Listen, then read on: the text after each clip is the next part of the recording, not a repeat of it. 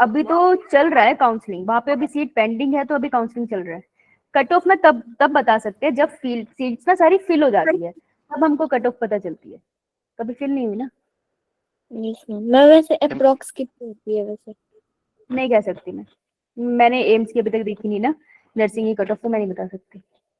मेरे को इतना पता है जो शिमला के अंदर जो शिमला के अंदर आप नर्सिंग भरते हो, उसमें जो बच्चों को सीट मिली है वो 60 से ऊपर मार्क्स में मिली है। उससे नीचे वाले बच्चे अभी दिक्कत में रहे हैं, गवर्नमेंट सीट नहीं अलॉट हुई है उनके प्राइवेट पेपर, मतलब पेपर्स होते हैं गवर्नमेंट कॉलेज के ही, अटल मेडिकल यूनिवर्सिटी अरेंज करती है। एम्स का तो अलग से पेपर भी होता है। तो नर्सिंग का बहुत कॉम्प्लिकेटेड है क्योंकि बहुत अलग सारे पेपर है। तो तुमको ये बता सकती हूँ कि एमबीबीएस का हिमाचल में जा चुका है सीट, तो तुम समझ लो कि मैंने जब बोला था 500, मेरा एस्टिमेट सही था, 500 से ये है आराम से। ये तो आईजीएमसी की कितनी थी लास्ट? चंबा की देखी थी मैंने, आईजीएमसी की आई थिंक अराउंड 585 थी आई गेस। पर मैंने लास्ट चंबा की देखी थी क्योंकि सबसे कम कट ऑफ वहां तक जाती है, तो चंबा में उम्मीद थी मुझे, पर हुआ नहीं। मैम ये तो फिर बढ़ती रहेगी जैसे अभी 500 थी, अब आपने अप्रोक्सीमेटली 500 बोल ली थी, तो उससे ज्यादा ही होगी आगे तो। माँ तभी तो मैं कह रही हूँ कम से कम 500 होगी, तो you can try for BDS, you can try for MBBS. अब एमबीबीएस में 85% हिमाचल प्रदेश की सीट थी, वो भर गई। अब जो बच्चे ऑल इंडिया लेवल पे हिमाचल में अप्लाई कर रहे हैं 15%, अब वो 15% में अप्लाई कर सकती है इसमें। मैम 15% ज्यादातर तो उनके वो ही होंगे, उनके मार्क्स अच्छे होंगे, वो ज्यादातर तो एम्स बिलासपुर ही लेंगे फिर। ऐसा नहीं होता, मार्क्स अच्छे में कितने मार्क्स अच्छे वो ले रहे 600 से ऊपर के मार्क्स के बच्चे। Yes ma'am. कितनी सीट्स होंगी, कितने चले जाएंगे, बाकी के बच्चे तो काफी होंगे फिर तो ऐसे। हाँ तो यही तो कह रही हूँ मैं कि अगर तुम 500 से ऊपर मेंटेन नहीं कर पाओगे तो सीट नहीं मिल पाएगी, ये सच्चाई है। अरे तुम पागल लगते हो, तुम बोल रही हो पढ़ लो, इसीलिए तो बोल रही हूँ। No ma'am. यू नीड जिनके 500। ज्यादा मार्क्स है वो ऑल इंडिया कोटा में करेंगे ना फिर। ऐसा क्यों करेंगे, अगर मेरे ज्यादा मार्क्स है मैं क्यों ऑल इंडिया अप्लाई करूंगी? अगर मैं हिमाचल से हूँ भाई, मैं पहले हिमाचल की सीट लूंगी, मैं अपने घर के पास वाली सीट लूंगी, मैं क्यों दूर जाना ज्यादा चाहूंगी? फायदा कौन सा होगा, ऑल इंडिया लेने का, हिमाचल वाली अगर हमारे 600 प्लस होते हैं? अगर तुम्हारी स्टेट कोटा है तो तुम मुझे पागल ज्यादा बनाते हो। अगर तुम्हारा स्टेट कोटा है, जिसका जो भी स्टेट कोटा है उसको 85% सीट मिलने के चांसेस है वहां पे, 85% सीट उसके लिए रिजर्व है, तो ज्यादा नंबर ऑफ सीट यहाँ है ना। ऑल इंडिया में मैं अप्लाई कर रही हूँ तो मैं सिर्फ हर स्टेट में 15% सीट पे अपना हक जमा सकती हूँ, समझ आई? उसमें भी सीट बढ़ जाएगी, जनरल के लिए ज्यादा सीट होती है, एससी के लिए कम, एसटी के लिए कम होती है, तो फिर कैटेगरी वाइज डिवाइड हो जैसे जाता है। टॉप कॉलेजेस है उनमें अप्लाई करने के लिए। टॉप कॉलेजेस किसमें बेटे, किसमें? ऑल इंडिया में पंजाब दोनों। एक बच्चा बोलने दो उसे, 1 मिनट बोल। जैसे ऑल इंडिया में जो टॉप कॉलेजेस है उसमें अप्लाई करेंगे तो स्टेट कोटा से कम नहीं हो जाएंगे बच्चे इसमें, जिनके ज्यादा होंगे सबसे? नहीं ऐसा क्यों है, ऑल इंडिया से जो बच्चे अप्लाई करेंगे जिसके सबसे ज्यादा मार्क्स होते हैं वो जनरली एम्स ले जाता है, लेकिन वो कितने बच्चे होते हैं यार, सीट भी तो देखना। 51 तो बच्चे भी हटा दिए चांसेस तो हैं, 2-3 बच्चे कम से कम सीटें हो सकती है। 51 सीट चली गई एक एम्स के कॉलेज में, बच्चे अप्लाई कर रहे हैं 12 लाख, बहुत सारे बच्चे बच जाएंगे बेटा। ऑल इंडिया लेवल पे अप्लाई करने का फायदा है अगर तुम्हारे मार्क्स अच्छे हैं, फायदा तो है ही है कि तुम्हें एक और अपॉर्चुनिटी मिलती है, पर तुम्हारे मार्क्स अच्छे हो तो ज्यादा अच्छा है, तभी टॉप कॉलेजेस मिल सकते हैं, ठीक है? जो दिल्ली के कॉलेजेस आपको ऑल इंडिया पे मिल जाएंगे, लेकिन आपके मार्क्स अच्छे होने चाहिए, ठीक है? तो तुम्हें मैं जो कहना चाहती हूँ वो यही कहना चाहती हूँ कि मेंटेन योर मार्क्स इन 500, यहाँ तक लेकर आओ इसे। अगर कोई एम्स पंजाब में भी है? बिलासपुर में, हाँ फतेहगढ़ में है ना आई थिंक, हाँ है मैंने पंजाब आपसे में, पूछा, मुझे पता नहीं है ना। हाँ है बठिंडा में शायद। नहीं कहीं है, फतेहगढ़ी भटिंडा मेरे को याद नहीं आ रहा, पर एक पंजाब में भी है, हरियाणा में भी है। एनीवेज, तो तुम्हारा टारगेट 500 है, 500 मार्क्स तुमको चाहिए, तो अगर अभी तुम 50 नंबर पे हो ना, 50 मार्क्स पे, तो तुम्हारे पास अभी टाइम है, इसलिए तुम 50 का 500 कर सकते हो। ये थोड़ी ना अगले टेस्ट में 500 आ जाएंगे, लेकिन तुम 50 का 100 तो कर सकते हो, उससे अगले में 100 का 120 तो कर सकते हो, 150 तो कर सकते हो, धीरे धीरे करके 500 आ जाएगा, लेकिन कंसिस्टेंट एफर्ट लगते हैं। मैं तुमको बस यही समझाने की कोशिश कर रही हूँ हर टेस्ट में कि अपने एफर्ट डालने स्टार्ट कर दो, तब तुम 500 तक पहुंचोगे। ऐसा कभी नहीं होगा कि मैं 1 महीने पढ़ के कर लूँ या मैं 3 महीने पढ़ के कर लूँ, ऐसा नहीं होता। ये बहुत लंबा प्रोसेस है, इट्स अ जर्नी, जर्नी धीरे धीरे कवर होती है ना। ऐसे कोई फ्लाइट लेने का ऑप्शन नहीं है अनटिल और अनलेस आप प्राइवेट अफोर्ड कर लो, जाओ प्राइवेट ले लो भाई, लाखों करोड़ों में सीट ले लो और पढ़ लो, वो अलग चीज है भाई, वो तुम्हारी अपनी है।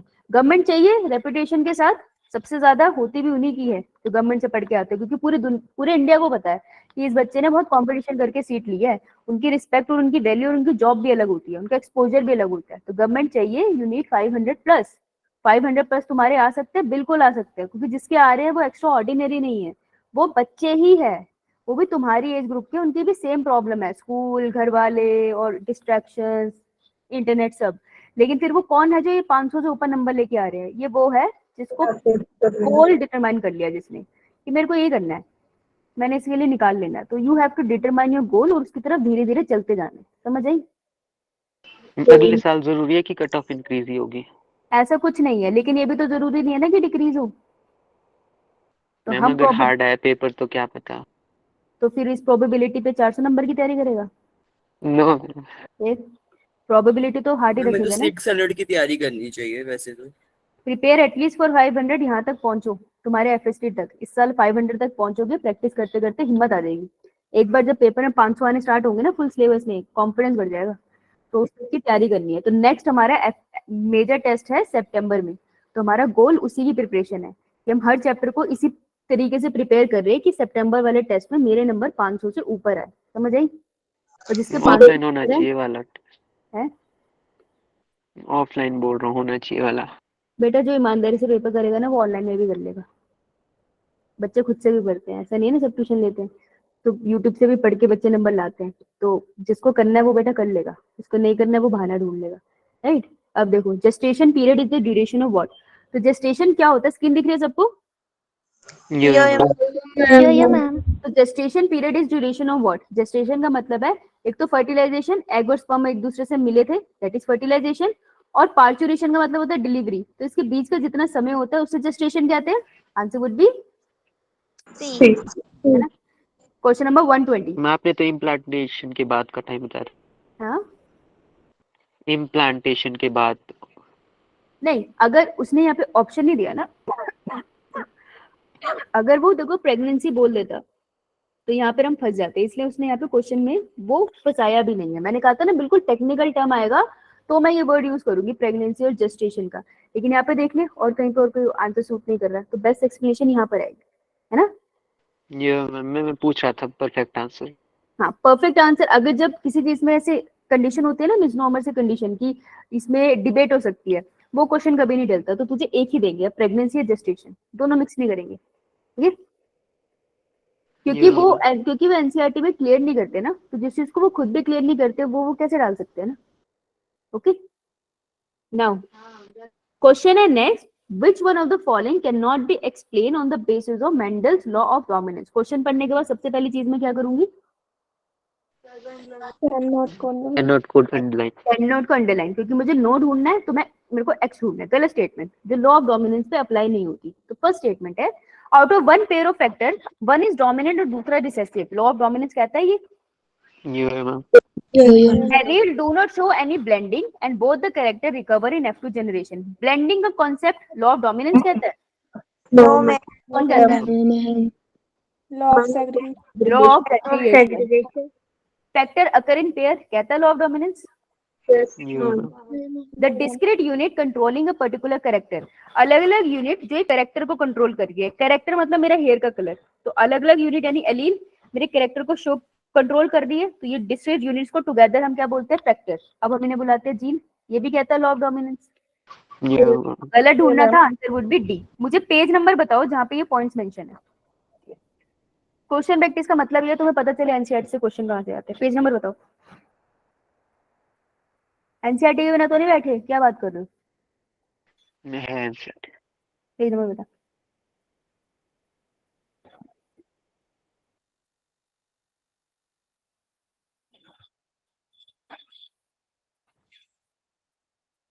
Mendel law of inheritance. भाई क्या हो गया?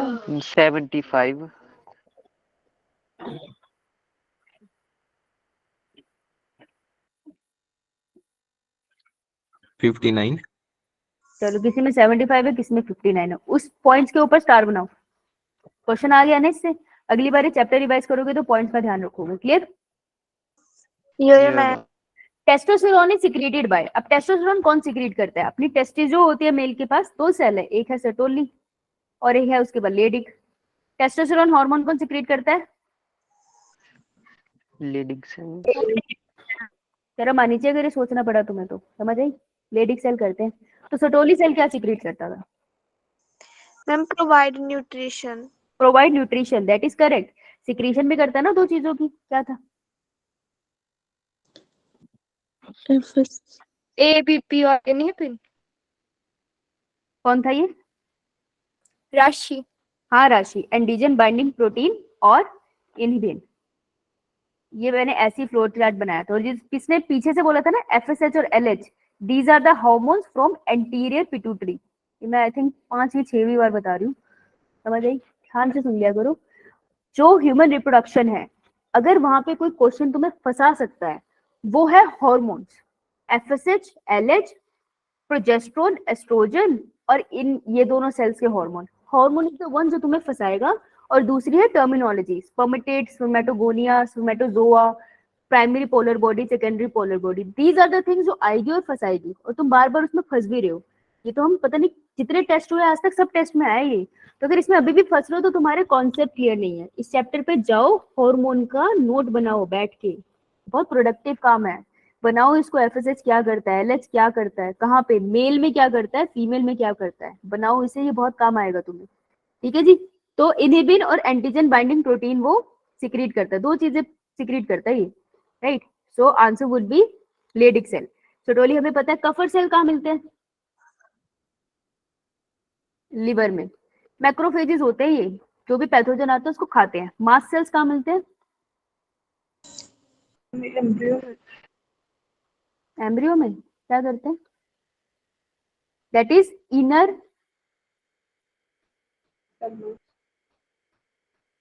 mast cell, ICM. This is mast cell. Those are two different terms. Pronunciation गलत सुन रही है तुझे। मास्ट सेल रिलीज करते हैं हिस्टामिन, एलर्जी के टाइम पे। ठीक है जी। ये आता है आपका जब आप कार्डियोवैस्कुलर सिस्टम पढ़ते हो, वहां पर आप इन टर्म्स को डिस्कस कर लेते हो। कफर सेल आपको लिवर में आता है डाइजेशन वाले चैप्टर में 11th ग्रेड के अंदर। ओके, तो लेडिक सेल है ये। Now a gene showing codominance. Codominance का मतलब है दोनों एलील अपने आप को एक्सप्रेस करेगी। एग्जांपल कहाँ पढ़ते हैं? ABO blood grouping. Snapdragon flower. हाँ, ABO blood grouping. Very good, शाबाश।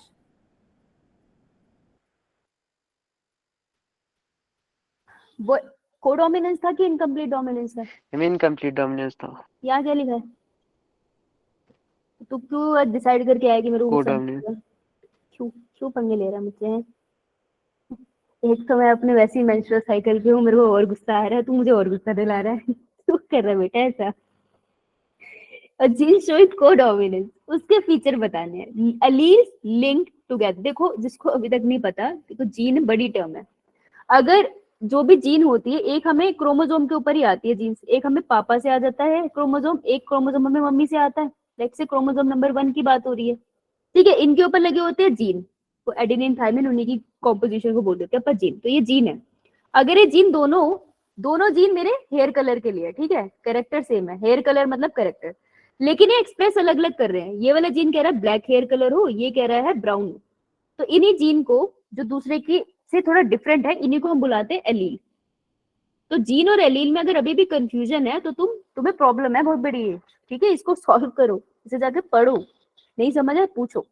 तो allele tightly linked on the same chromosome, वो कोडोमिनेंस दिखाता है। वो कह रहा है एक ही क्रोमोसोम है, उसी पे एलील पड़ी और एक दूसरे के बहुत ज्यादा टाइटली लिंक है, इसलिए कोडोमिनेंस का फिनोमेना होता है। ऐसा है?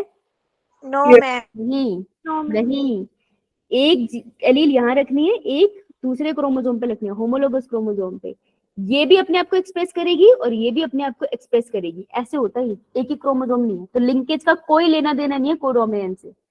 ठीक है, तो this is a wrong statement. Allele that are recessive to each other, dominant की बात हो रही है, रिसेसिव कैसे हो सकती है? Both allele independently express in heterozygote. कैसे पहचाना मैंने आंसर कि कोडोमिनेंस का मतलब होता है कि जो दोनों एलील है, लेट्स से एलील ए है और एलील बी है, ए अपने आप को खुद से एक्सप्रेस कर रही है, उसको बी से कोई लेना देना नहीं। बी अपने आप को खुद से एक्सप्रेस कर रहा है, उसको ए से कोई लेना देना नहीं। तो इंडिपेंडेंटली एक्सप्रेस कर रही है और कंडीशन है हेट्रोजाइगस। देखो अगर मैं ए कहती तो ये होमोजाइगस है, लेकिन कंडीशन ऐसी होती है हेट्रोजाइगस कंडीशन में भी ए अपने आप को एक्सप्रेस कर रहा है, बी भी अपने आप को एक्सप्रेस कर रहा है, तो बच्चे का ब्लड ग्रुप क्या होगा? A B. हाँ राइट। तो हेट्रोजाइगस कंडीशन में अपने आप को इंडिपेंडेंटली एक्सप्रेस कर रहे हैं। इंडिपेंडेंट और हेट्रोजाइगस था हिंट कोडोमिनेंस का आंसर वुड बी सी। ठीक है, वन एलिन डोमिनेंट और अदर नहीं होता, ये डोमिनेंस का फैक्टर है। क्लियर है सबको? ओके। ए टिल किसके साथ मिलाऊं? चलो बी किसके साथ मिलाऊं? पिट जाओगे। बी किसके साथ मिलाऊं? 1। ए कहाँ लिखा है? इसके साथ मिला दूं? बाबली क्या होंगी। पूछा आपने? ए के साथ? बेटा बी किसके साथ मिलाऊं? आवाज नहीं आ रही? नेटवर्क इशू थोड़ा। अच्छा, बी किसके साथ मिलाऊं? 1। और वैसे टॉमी किसके साथ मिलाऊं? सी वाला। कोड। हाँ, दो तो मिल गया। मैं बी का 1, बी का 1, बी का 1, ये दोनों नहीं हो सकते। सी का 4, सी का 4, सी का 2 है। Answer would be following. I love show में हो जाते हैं मोस्टली। चलो एजर्शन रीजन है, ठीक है। सात्विक बताएगा। मैं सात्विक, आवाज नहीं आ रही यस तुझे? मैम। तू ही बताएगा। एजर्शन रीजन करेक्ट ढूंढना है, ठीक है। तो एजर्शन रीजन के स्टेप होते हैं। पहला स्टेप क्या होता है? Read both the statements. Statement separately, है ना। आपस में Yes, रिलेशन नहीं देखना मुझे, सेपरेटली मैं करेक्ट करूंगा। और सेकंड स्टेप क्या होता है? पहले assertion को रीड करना है। सेकंड स्टेप होता है उनके बीच में रिलेशनशिप देख लेना। मुझे कैसे देखूंगी मैं यहाँ पे बताती हूँ। पहला Because स्टेप लगा है, के। हाँ, तो पहला step assertion. DNA polymerase 3 is responsible for DNA replication. सात्विक सही बात है? Yes ma'am. सर सही लगा दिया मैंने। अभी मैं फर्स्ट स्टेप पे ही हूँ। सेकंड स्टेटमेंट को रीड करूंगी, वो स्टेटमेंट है, रीजन नहीं है मेरे लिए। अभी सिर्फ स्टेटमेंट है ये दोनों। DNA synthesis can not proceed in both strand. सही बात है? Yes ma'am. सही है बेटा। DNA no ma'am. है ना, तो पेरेंट स्ट्रैंड। बेटा मैं बोल लूं, मैंने बोला ना सात्विक बोलेगा, इसमें क्यों बोले? गलत बात। बेटा डीएनए के दोनों स्ट्रैंड होते हैं, पेरेंट स्ट्रैंड। तो पेरेंट स्ट्रैंड को Yes, देखिए, ma'am. एक जगह बनता है कॉन्टिन्यूस स्ट्रैंड, एक जगह डिसकॉन्टिन्यूस बनता है ना। Yes ma'am. तो DNA synthesis can proceed in both strand ना, पर इसने तो Yes, कैन ma'am. लिखा है, तो ये गलत हो गया। Yes ma'am. अब मुझे इनके बीच के रिलेशन जानने की जरूरत नहीं, क्योंकि एक गलत और एक सही हो गया। अगर जानना होता तो मैं यहाँ पे क्योंकि लिख लेती, या फिर मैं लिखती Because लगा because देते हैं। लगा देते, है ना। तो मुझे बता इसका आंसर क्या होगा? C option. हाँ ठीक है। चलो यस मैम। आओ सारे बच्चे आगे। So, which of the following represent a condition where the motility of sperm is highly reduced? Sperm move नहीं कर पाता, बहुत ही रिड्यूस हो गई मोटिलिटी। तो स्पर्म जहाँ मूव नहीं कर पाते बेटा, वो इनफर्टिलिटी की कंडीशन आ जाती है। इसमें प्रेगनेंसी बहुत मुश्किल है। पूछ रहा है कौन सा टर्म रिप्रेजेंट करता है। सारे टर्म का मीनिंग तुम्हें लिखे होने चाहिए। This is out of NCERT. हो सकता है तुमको ना आता हो, तो अगर ये क्वेश्चन गलत हुआ तो दैट इज फाइन। ऊपर वाला गलत नहीं होना चाहिए था, दैट वाज रॉन्ग। तो देखो, जूस्पर्मिया को तोड़ देते हैं। स्पर्मिया मतलब स्पर्म, जू मतलब एनिमल की बात हो रही है, एनिमल स्पर्म, ये हमारी बात ही कर रहे हैं। अब किसी वर्ड के अगर ए लग जाए तो ए मतलब एब्सेंट। हाँ, तो एजोस्पर्मिया का मतलब है सीमन कैसा है? Without without sperm. हाँ, तो अगर मैं वैसे टॉमी करा दूं तो एजोस्पर्मिया हो जाएगा ना। Yes ma'am. ये मैम। नहीं होगा, है ना। अपने को ये ढूंढना था। No ma'am. नेक्स्ट, पॉली मतलब मैनी, स्पर्मिया मतलब स्पर्म। जब स्पर्म बहुत ज्यादा आ जाए, सीमम में एक्स्ट्रा अमाउंट ऑफ स्पर्म आ जाए, हमें वो भी नहीं ढूंढना था। ओलिगोस्पर्मी मतलब है रिड्यूस अमाउंट ऑफ स्पर्म हो जाए। ओलिगो मतलब मिडल होता है, तो रिड्यूस अमाउंट ऑफ स्पर्म हो गया। आपको वो भी नहीं ढूंढना था, हमें ढूंढना था मोटिलिटी। तो मोटिलिटी ऑफ द स्पर्म जब कम हो जाए उसके लिए टर्म है एथिनोस्पर्मिया। समझ आई? Answer would B. तो इस क्वेश्चन में आपको क्या करना है? Right, meaning to all words. Definitions. Yes, definitions लिखो, वेरी इंपॉर्टेंट। तो कहता है डेफिनेशन जरूरी नहीं है, बेवकूफ है वो, क्योंकि कॉम्पिटिशन में डेफिनेशन की जरूरत पड़ेगी। राइट, नहीं तो आपको पता कैसे चलेगा? पीवाईक्यू में था क्वेश्चन आई थिंक, बहुत सारे क्वेश्चन इसमें पीवाईक्यू में होंगे, इसने लगाया होगा, उसको पता ये चलेगा। एम्स वाले में था आई थिंक। पीवाईक्यूज में क्वेश्चन बहुत सारे होते हैं, उसी में से उठ के उसी से मॉडिफाई होकर क्वेश्चन आते हैं। अब कोई भी बुक उठाओगे ना, वो पीवाईक्यूज को मॉडिफाई करके बनाते हैं, ठीक है। ओरिजिनल कंटेंट आपको बहुत कम मिलेगा मार्केट में। Yes ma'am. आइए, ये डायग्राम है पोलन ग्रेन की मैच्योरेशन। बताओ भैया पेज नंबर कौन सा है?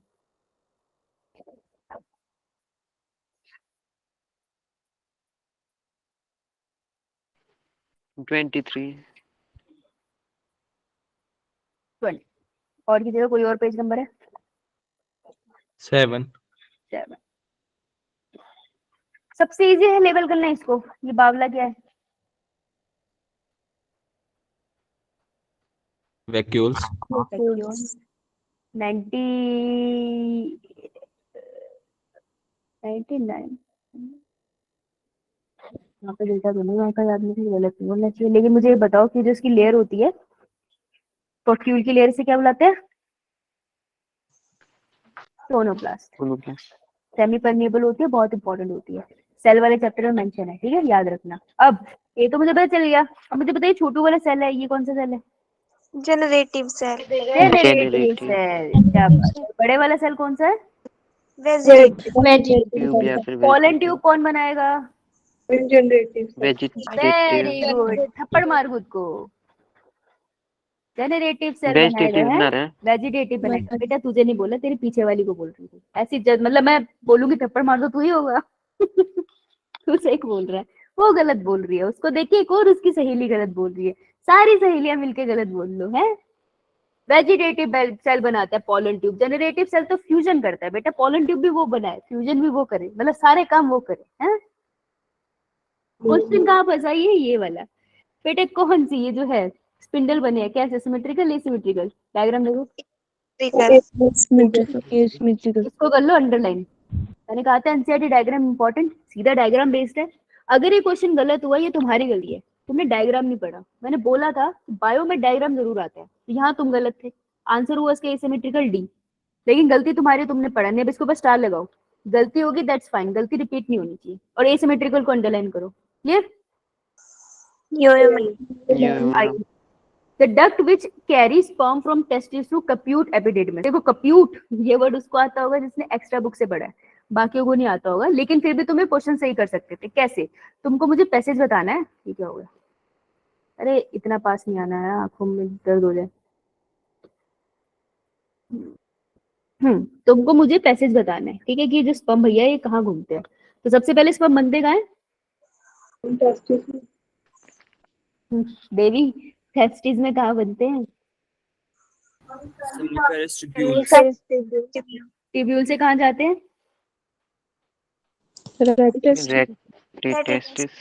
रेडी टेस्टिस से कहाँ जाते हैं?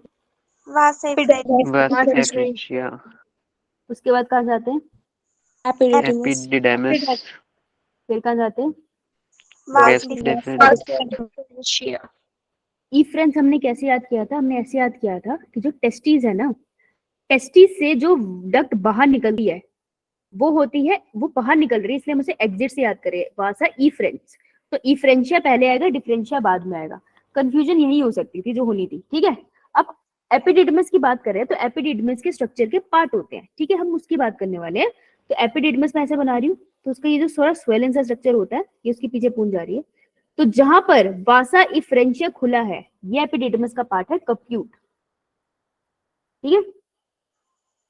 ये जो उसकी बॉडी होती है इसे हम कहते हैं कॉर्पस क्लोजम ना, कॉर्पस, इसका नाम है कॉर्पस, कॉर्पस से याद है मुझे, ठीक है। और जो लास्ट पार्ट होता है पीछे टेल, दैट इज कॉडा। मेरे पर लिखने की जगह क्यों नहीं बच रही? This is coda. ओके, तो एपिडिडमस के पार्ट लिख लिया आपने? तो मुझे बहुत प्यार से देख के बताओ कि कॉडा से स्पर्म कहाँ एंटर होंगे?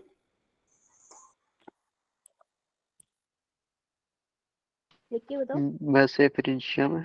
वासे इफ्रेंशिया में होंगे, तो को बता, मैं पेन यहाँ से मारू? नो मैम, डिफरेंस में होंगे। डिफरेंस यहाँ जा रहे हैं ना एपिडिडमस से, तो उसकी पूंछ से यहाँ जाएंगे ना, बैक फ्लो मारेंगे, हैं? तो उल्टी थोड़ी है जो उल्टी चलेगी यार, इधर ही जाएंगे। What are difference? क्वेश्चन था the duct which carry sperm from testis to epididymis, answer would be caput पे कौन लेके जा रहा है? Option B. वासा डिफरेंस लेके जा रही है कैप्यूट में। Ma'am option A. ये ले जाओ। ऑप्शन वासा ही फ्रेंचिया लेके जा रही है। अच्छा समझ में आया लगता है ना। नहीं नहीं नहीं, आई एम नॉट कन्विंस तुमको समझ आया है। यहाँ बना देते, कोई बात नहीं। समझ नहीं आया तो फायदा क्या हुआ मेरे पढ़ाने का, है ना। कोई बात नहीं, यहाँ बना लेते। आइए, एक भी बच्चे को याद नहीं था सटोली सेल क्या से ग्रेड करते हैं। देखिए बेटे,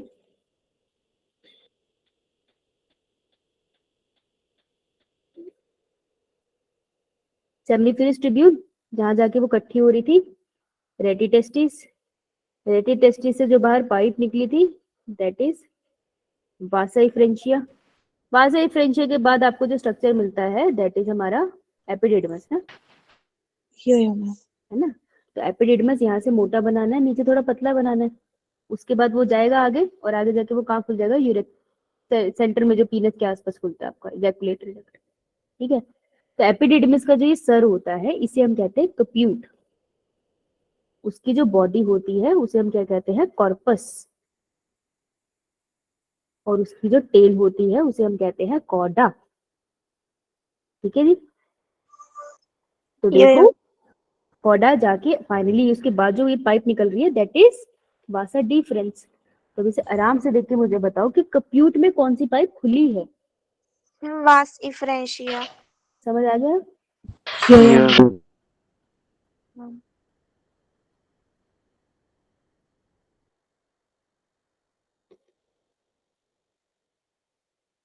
आंसर वुड बी वासा इफ्रेंशिया। भाई साहब लिखने दे। आई, अब मुझे याद करके बताओ कि मैंने पढ़ाया तुमको वो याद नहीं है, ये तो तुमको कतई याद नहीं होगा। याद करके बताओ, सोच के बताओ कि बेटा मांशु सर के साथ supplementary gene, duplicate gene, heritage gene पढ़ा है?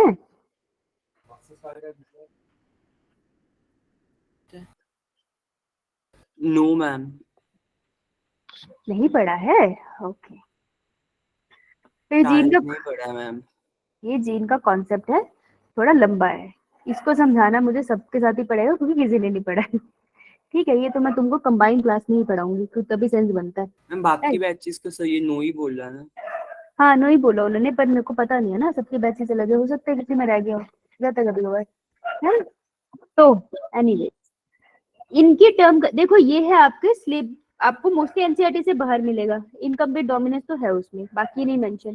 क्वेश्चन क्या बन सकता है, सबसे पहले जब भी कोई टर्म आते हैं जिसका आपको मीनिंग नहीं पता, you should know the definition. तो आपको इनकी डेफिनेशन लिखनी है। सेकंड चीज, आपको इनका रेशियो लिखना है। नीट रेशियो बहुत पूछता है, वो कहता है आपको आए ना आए आपको रेशियो याद करके जाना है। तो जेनेटिक्स में रेशियो तो आपको करके जाना है याद, ठीक है। और तुम्हारी क्लास में भोंगता है ये उससे पहले बिल्कुल नहीं भोंगता, पता नहीं क्या हो जाता है। तो आपको डेफिनेशन करनी है, रेशियो करना है, ठीक है।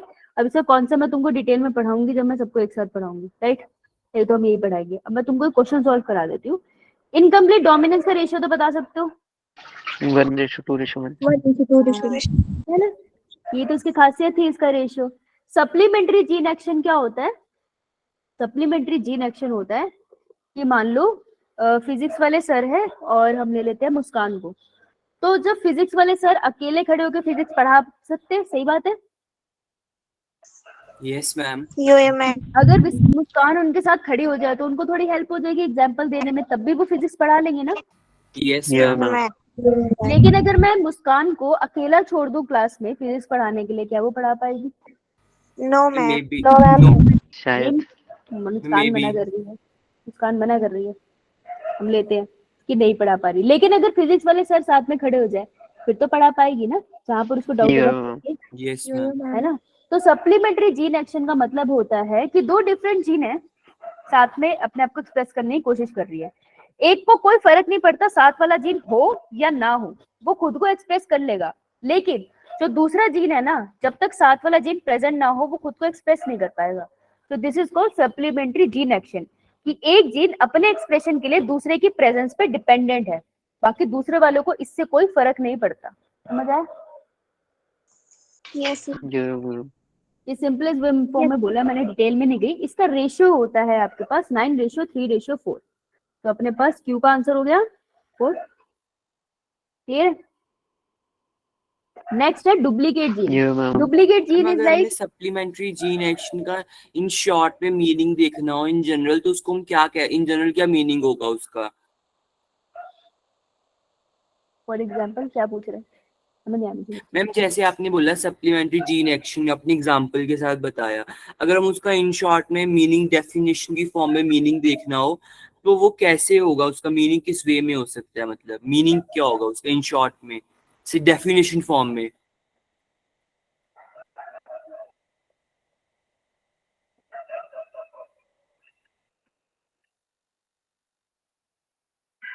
इन a pair of allele of two different gene, सुन रहा है ध्यान से? यस यस मैम सुन रहा हूँ। In a pair of a allele of two different genes, the expression of one allele is not dependent on the presence or absence of the other allele, while yes the ma'am, action of other allele is dependent on the presence of the first allele. ऐसे बोल, yes ma'am, thank you ma'am. मुझे English translation करा लिया लड़के ने।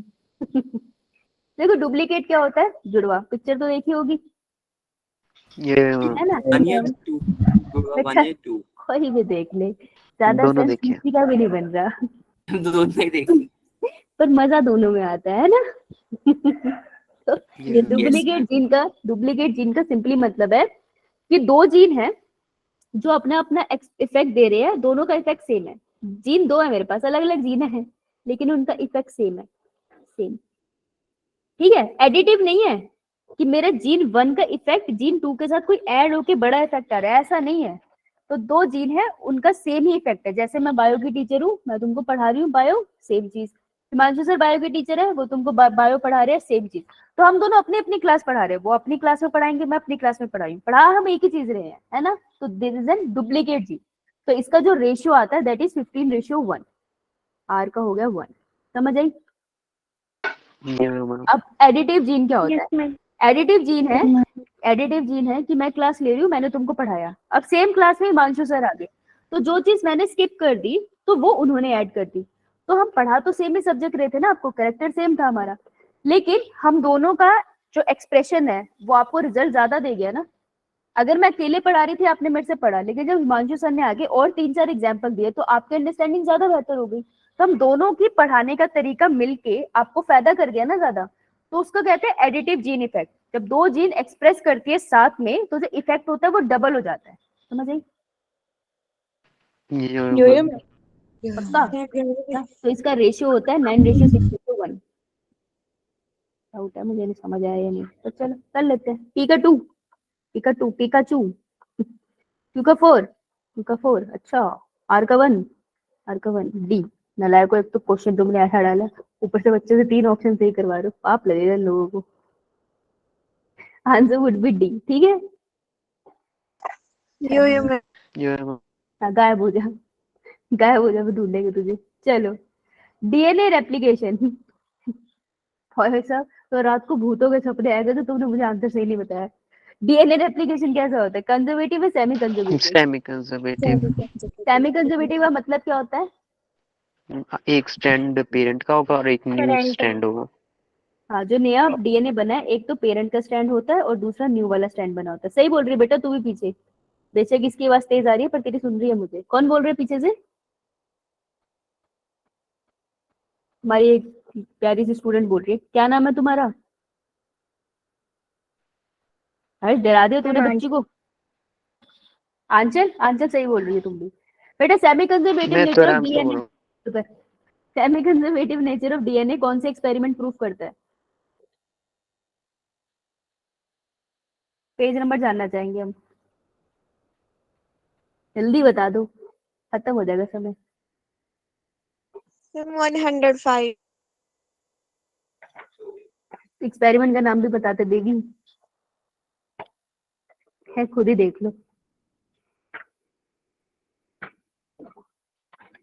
मेजरसन and stall experiment ना, बता क्यों नहीं रही? Yeah, ma'am.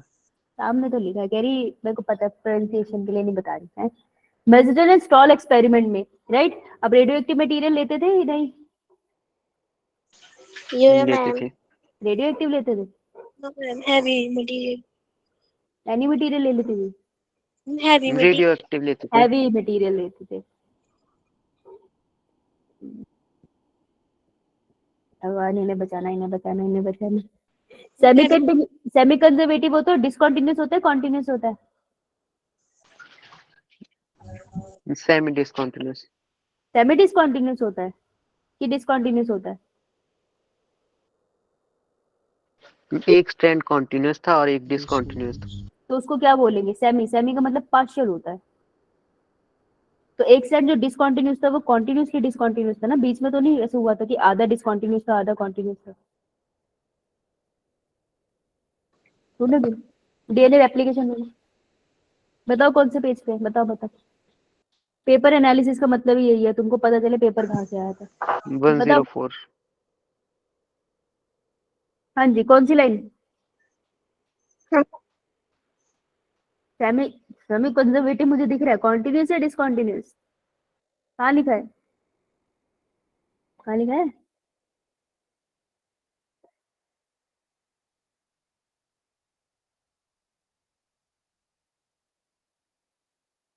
जब मिल जाएगा तो ढूंढ लियो, ठीक है? ये ma'am. Is discontinuous, semi conservative and discontinuous, ठीक है? क्योंकि एक स्ट्रैंड में बिल्कुल कॉन्टिन्यूअस चल रहा है और दूसरे में डिसकंटिन्यूअस चल रहा होता है। सेमी डिसकंटिन्यूअस में कहती अगर इसी स्ट्रैंड में जहाँ पे आधा आधा चल रहा है ना, एक जगह पे पूरा चलता है और दूसरे में आधा, तो मैं सेमी डिसकंटिन्यूअस कहती हूँ, ठीक है? तो सेमी कंजर्वेटिव एंड डिसकंटिन्यूअस ये वर्ड है। Clear? Answer would be B. पर कंटिन्यूअस भी तो है उसमें एक। डिसकंटिन्यूअस हो गया ना, हम उसको कॉन्टिन्यूअस कहते हैं अगर सब कुछ सही चलता है, लेकिन उसका एक स्टैंड में गड़बड़ हो जाती है, इसलिए हम उसे डिसकंटिन्यूअस कहते हैं। अगर मैं उस एक ही स्टैंड को पढ़ती ना और उसमें आधा कॉन्टिन्यूअस और आधा डिसकंटिन्यूअस होता तो सेमी डिसकंटिन्यूअस हो जाता। कंफ्यूज हो गया ना? ये मैम। हाँ, बनता भी है कंफ्यूज होना। थोड़ी देर रुक के इस पे दोबारा आते हैं, ठीक है? थोड़ा ब्रेक ले इस पे, अभी समझाती हूँ दोबारा। लगातार वर्ड हो गया ना, इसलिए दिमाग घूम गया होगा। रुक जा, आ गया। सिंक्रोनी, सिंक्रोनी का मतलब है Same time पे हाँ sex organ का हाँ, mature. नहीं नहीं, सिंक्रोनी का मतलब सिर्फ सेम टाइम पे है, सेक्स ऑर्गन का कंपल्सरी नहीं है, ठीक है? तो Synchrony between the maturity of sexes, sexes mature same time पे हो रहे हैं और लार्ज नंबर ऑफ गेमीट भी सेम टाइम पे रिलीज कर रहे हैं। आपको किसमें देखने को मिलता है? अबे किंगडम क्लासिफिकेशन पे जब जाओगे ना, वहां पे आपको प्लांट किंगडम में मिलेगा। आंसर है इसका एल्गी। हमने चैप्टर 7 नहीं पढ़ा ना, तो ये जब हम वो चैप्टर पढ़ेंगे तभी डिटेल में आएगा। So this must be the very out of context type of question, ठीक है? कोई ना, एक आध क्वेश्चन आपको हर पेपर में मिलेगा, इसका कुछ कर नहीं सकते। तो ऐसे क्वेश्चन अगर ना आए तो उसके साथ क्या करना है? छोड़ देना। क्योंकि हमने अभी देखा कि अगर एक क्वेश्चन गलत हो जाए ना तो बहुत जिंदगी में फर्क पड़ जाता है ना? सीट चली जाती है हाथ से, बहुत दिक्कत है। छोड़ देना है, नेगेटिव मार्किंग से बचो। नाउ देखो बेटा, अगर डीएनए स्ट्रैंड पास पास है, हाइड्रोजन बॉन्डिंग है ना उनके बीच में, ये मैम। मैं इनको दूर दूर कर रही हूँ, तो मैंने इनको क्या कर दिया? ओपन, ठीक है? पास पास से मैंने दूर दूर कर दिया, ओपन कर दिया। ये कंडीशन है ए। बी कंडीशन है कि डीएनए स्ट्रैंड एक दूसरे के आसपास कॉइल्ड है। मैंने ये एक दूसरे की तरफ कॉइल्ड है ना, तो हेलिकली क्या है? एलिकली कॉइल्ड है। कॉइल्ड के लिए मैं वाइंड भी बोल सकती हूँ। ये मैम। अगर मैं इनकी कॉइलिंग थोड़ी डिक्रीज कर दूं, थोड़ा स्ट्रेस रिलीज कर दिया मैंने इसमें, तो मैं इसको बोल दूंगी अनवाइंडिंग, ये मैम। है ना? अब Yes. देखो, डीएनए स्ट्रैंड को ऐसे खोलता कौन था? Helicase. हेलिकेज। हेलिकेज। तो ए जाएगा opening of DNA, that is second. जो डीएनए की जब एक तरफ से वो खुलता था तो दूसरी तरफ ऐसे वो कॉइल हो जाता था ना, याद है हमने करा था डायग्राम में, हमने ऐसे ये मैम। शर्ट लेके पढ़ा था। तो वो जो ऐसे ऐसे कॉइलिंग आती थी उसको रिलैक्स कौन करता था? एक को काट के उसके बीच में से दूसरा ले जाना, कौन करता था रिलैक्स? शायरीन। क्या? टोपोआइसोमरेज। किसने बोला ये? सही बोला उसने। देखो, तो हमने पढ़े हैं प्रोकैरियोटिक सेल और यूकैरियोटिक सेल। यूकैरियोटिक सेल में हम उसे कहते हैं टोपोआइसोमरेज ना। प्रोकैरियोटिक सेल में मैंने वर्ड बोला था गायरेज, याद रखना है आपको। टेक्निकली गायरेज होते हैं, उन्हीं के अंदर डिफरेंट कैटेगरी होती है, टोपोआइसोमेरेज 1 2 3। पर आपको रीक्वेस्ट परस्पेक्टिव से क्या याद रखना है, प्रोकैरियोट में आप उसे गायरेज बोलते हो, यूकैरियोट में आप उसको टोपोआइसोमेरेज बोलते हो। तो जो अनवाइंडिंग कर रहा है, मतलब हेलिकल को थोड़ा रिलैक्स करवा रहा है, अनवाइंडिंग जो कर रहा है, दैट इज अ गायरेज। तो बी का होगा 3, ठीक है। ए का 2, बी का 3, answer would B A clear है। या अब मेरे को बताओ न्यूक्लियस स्पर्म का स्ट्रक्चर कौन से पेज नंबर पे है?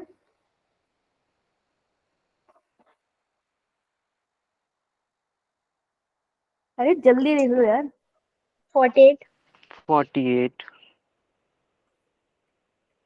48, ठीक है। देख के बताओ न्यूक्लियस कहाँ है उसमें? हेड में। हेड में acrosome. Head head.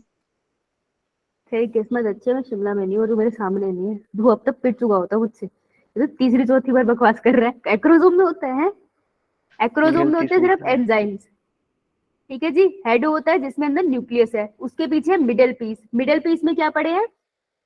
Mitochondria mitochondria. Mitochondria की अरेंजमेंट को क्या बुलाते हैं? स्पाइरल. स्पाइरल बुलाते हैं। बर्कन. बर्कन। कहाँ रहती है बेटा तू भी? मैं कांगड़ा में. शुक्र मना मेहमानी हूँ। और टेल पे फ्लैजिला होता है ना। तो आंसर वुड बी स्पर्म। और पूरा स्पर्म कौन सी लेयर से कवर होता है? डायग्राम देख के बताओ। Plasma membrane. प्लाज्मा मेम्ब्रेन, हाँ उसको अंडरलाइन कर लो। प्लाज्मा मेम्ब्रेन पे क्वेश्चन आ चुका है। और डायग्राम देख के अगर क्वेश्चन गलत हुआ है तुम्हारा तो तुम्हारी गलती है, क्योंकि डायग्राम बेस्ड है। सीधा सीधा आंसर था। ये स्कोरिंग है, वो भी गलत करोगे तो तुम्हारा फॉल्ट है ना। डायग्राम आते हैं, सेकंड क्वेश्चन है डायग्राम से सीधा सीधा। इस पे आओ भाई। कॉन्डम के साथ क्या मिलाऊं मैं? बैरियर ट्यूबेक्टोमी के साथ परमानेंट मैं तो सबसे इजी वर्ड ढूंढती हूँ, मेरी आदत तो ये है। देखो सेकंड के साथ है सी, सेकंड के साथ है सी, सेकंड के साथ है सी, सेकंड के साथ है सी, ये काट दो।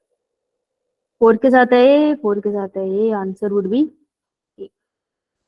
सही है, हो गया ना? ए फाइंड द करेक्ट कॉम्बिनेशन। सत्य ढूंढना है तुम्हें, सत्य ढूंढना है। अब तुम मेरे को पता है, मेरे को पकाओगे इस क्वेश्चन में, है ना। बता भाई, ज़ूस्पोर किस में देखने को मिलते हैं? पेनिसिलियम.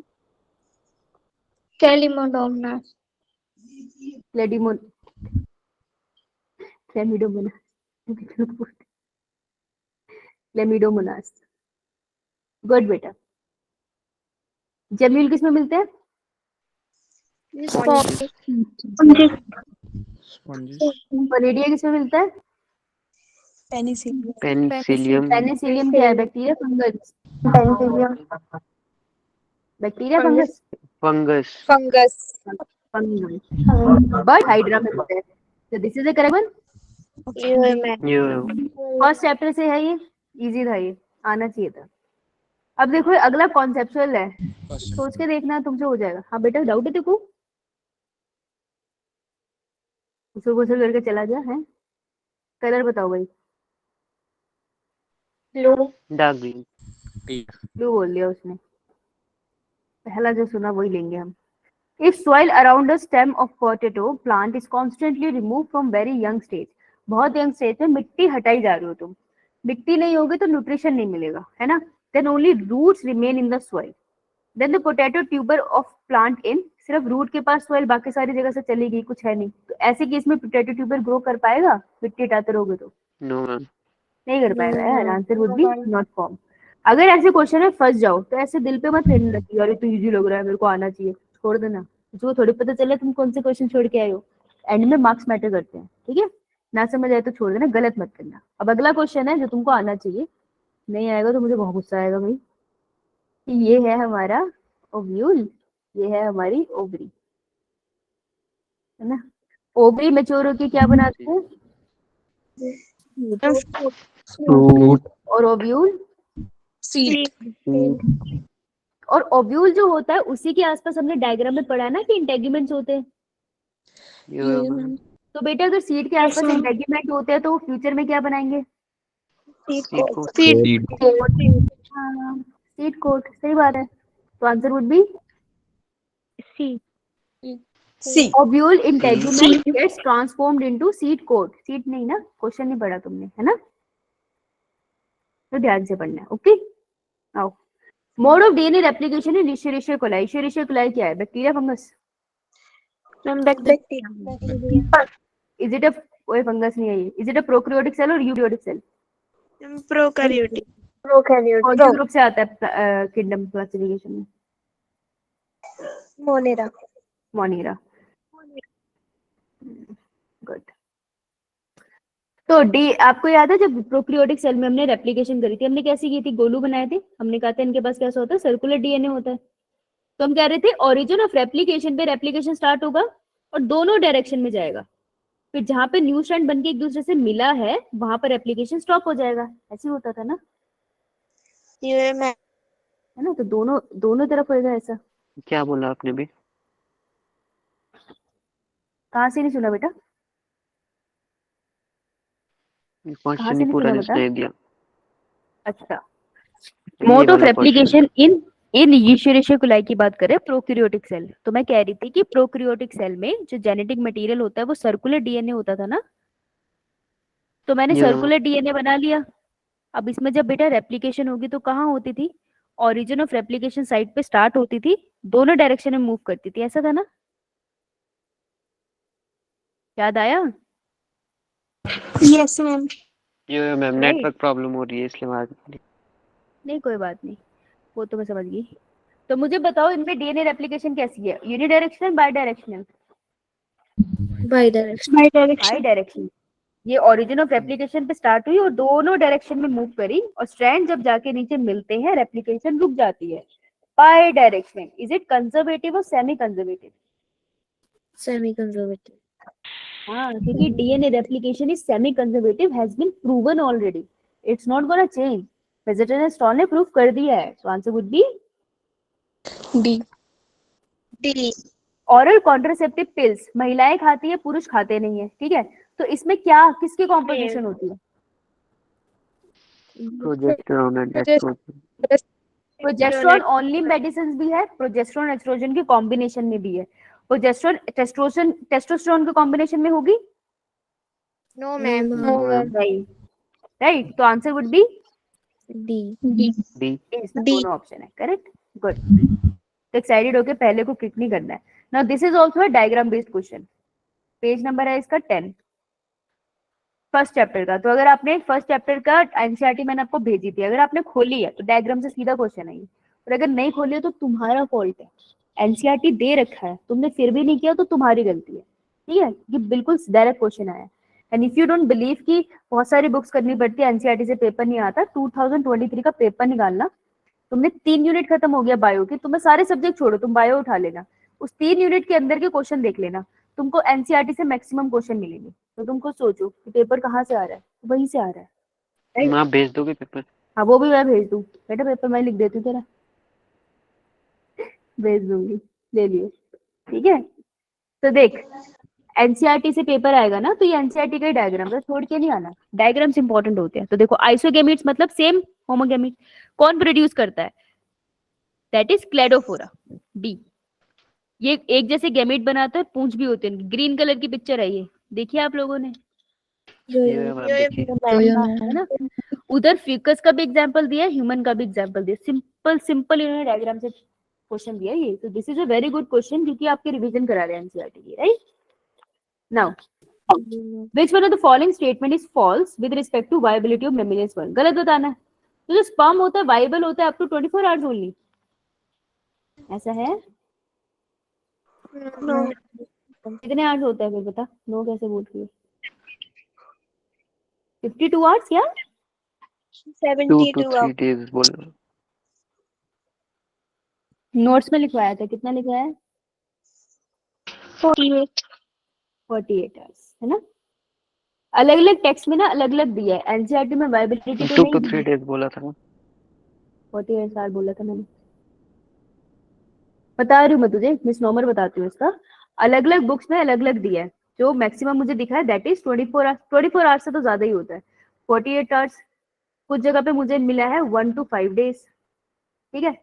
एग सिर्फ 24 घंटे के लिए होता है, तो एग का फिक्स है 24 आवर्स में खत्म हो जाएगा, लेकिन स्पर्म के लिए वेरिएशन है। तो ये क्वेश्चन 8 में नहीं आना चाहिए, क्योंकि स्पर्म के लिए जो टर्म है वो वेरिएट है, ठीक है। तो डायरेक्ट आपसे ये नहीं पूछेंगे कितने आवर्स का है, लेकिन 24 आवर्स का तो नहीं है, ये आपको पता है, राइट। तो 48 आवर्स से ज्यादा की ड्यूरेशन है, क्लियर। तो हम इसे लिखेंगे मोर देन 48 आवर्स। और ये आपको डायरेक्टली ना पूछेगा नहीं आवर्स, क्योंकि मैंने रिसर्च पेपर भी देखे हैं, उसमें भी ड्यूरेशन गलत लिखी, अलग अलग टाइप की लिखी है, और एनसीईआरटी में कई टेक्स्ट में मेंशन नहीं है। दैट मींस ऐसा क्वेश्चन नहीं आएगा, लेकिन आपसे ये जरूर पूछ सकते हैं कि 24 आवर्स होती है, 24 आवर्स नहीं होती, ये सबको पता है। अब 48 आवर्स है, 2 दिन है या 3 दिन है, actually individual to individual vary कर सकता है, इसलिए हम एक स्टेटमेंट नहीं दे सकते, ठीक है। तो फर्स्ट स्टेटमेंट फॉल्स है, ये समझ आया। अब है करेक्ट स्टेटमेंट कौन सी है, दैट मीन सारी 3 करेक्ट है ना, तो आप अपने स्पर्म के नोट्स अपडेट कर लो कि स्पर्म अपने पीएच पे डिपेंड करता है और वो ज्यादा एक्टिव होता है एल्कलाइन पीएच पे। अगला नीट का क्वेश्चन यहाँ से बन सकता है कि स्पर्म ज्यादा एक्टिव किस में होता है, एसिडिक, बेसिक या एल्कलाइन। एल्कलाइन में ज्यादा होता है वो, ठीक है। Viability of the sperm depend करता है मोटिलिटी पे भी, मोटाइल नहीं होगा तो वाइबल नहीं होता, चल नहीं पाते, मर जाते हैं। स्पर्म कॉन्सेंट्रेटेड सॉल्यूशन में होता है, जो सीमन होता है वो थिक होता है, पानी की तरह नहीं होता। तो ये 3 स्टेटमेंट सही है, इसको अपडेट कर लेना, क्लियर। Here, ma'am. जाने से पहले मुझे बता दो फिनाइल क्यूटिनेरिया कौन से पेज पे लिखा है। I'm 91. 91 91 पेज नंबर पे लिखा है। मेरे को बता ऑटोसोमल रिसेसिव है कि डोमिनेंट है। I'm autosomal recessive. सही बात है। और इसमें होता क्या है, फिनाइल एलिनिन चेंज नहीं हो पाता टायरोसिन में, ये स्टेटमेंट भी सही है। तो आंसर क्या होगा, C. C. हाँ सी। ठीक है। डायरेक्टली स्टेट किससे आया, ये डिजीज से क्वेश्चन आया ना, this is also directly from the NCERT, this was also कि आपको आना चाहिए, नहीं आया तो आपका फॉल्ट हुआ इसमें, right. What I am trying to say is कि आप देखोगे मैक्सिमम क्वेश्चन एनसीईआरटी से आते हैं, तो आप अच्छे से अगर पढ़ के जाओगे तो पेपर हो जाएंगे सॉल्व, है ना। तो इवोल्यूशन में इवोल्यूशन के पीवाईक्यूज लगा लो, बहुत रोगे बता रही हूँ, ओके। पेपर नहीं होते उसके, बहुत डिफिकल्ट आता है उसका पेपर, पीवाईक्यू लगा के जाना, लेकिन छोड़ना मत, क्योंकि इवोल्यूशन